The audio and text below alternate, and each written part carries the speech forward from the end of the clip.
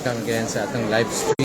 We are here at Royce Chocolate Factory here at Hokkaido. It's so huge, so big. Tako kaya siya guys.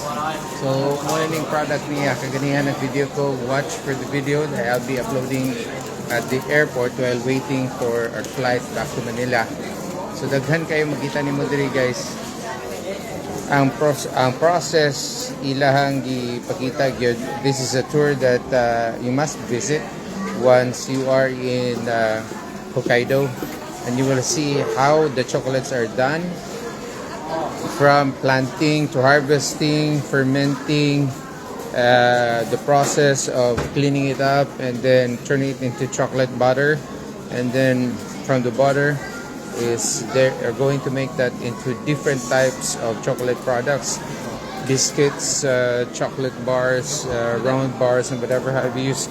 And also Royce is a supplier of chocolate,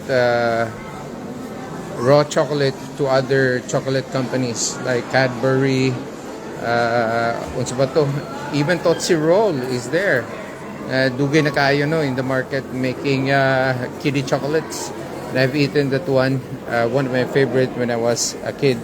So dinhi is an exhibit of the products that they have. Unya pwede ka kapalit diri para sa imong pasalubong. So if you're intending once you're in Hokkaido, mayo gyud i-preserve nimo imong kwarta no. If you want to really bring pasalubong na quality chocolates, it's right here at Royce Chocolate. There is another chocolate factory that we earlier visited also. There was one good for tourists, pero kani siya medyo mega big yun kayo ni siya. Mega dako yun kayo ni siya. So I hope you would like and share our video. Please give us a follow. Lipay na kayo na guys, no? Libre raman ang mag-follow.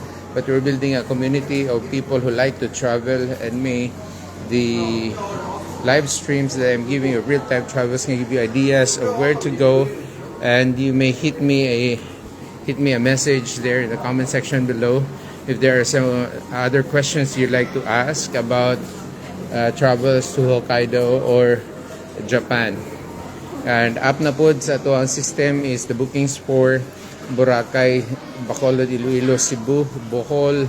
Yeah, if you want to visit Mascara Festival, Dinagyang, Boracay Island, all of the rides there, parasailing, helmet diving, scuba diving, snorkeling, and all the fun there is in Boracay.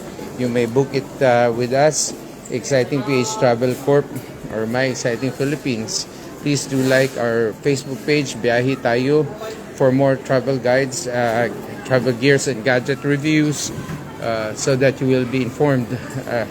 Mas mugana pa gyud ang imuhang, mas bibo pa gyud ang imuhang travels because of the guides that we are giving.